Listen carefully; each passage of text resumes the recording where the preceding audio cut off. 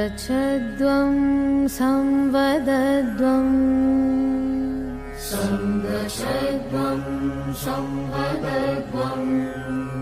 संवो मनांसि जानता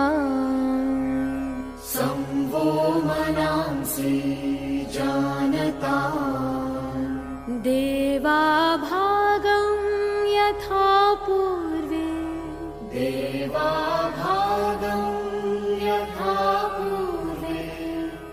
संज्ञानाना उपासते संज्ञानाना उपासते संज्ञानाना उपासते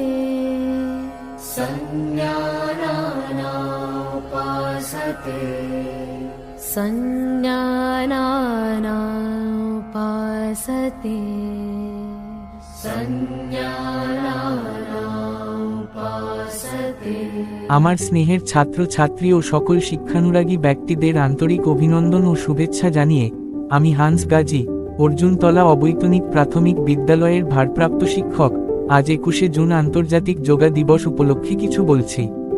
এটি শুধু যোগ নয়, এটি ভারতের এক যাত্রা, যা হিমালয়ের গুহা থেকে শুরু হয়ে সমগ্র বিশ্বের নিঃশ্বাসে পৌঁছেছে। হাজার হাজার বছর আগে হিমালয়ের নির্মল পরিবেশে একজন যোগী ধ্যান করতেন, যিনি আদি যোগী নামে পরিচিত।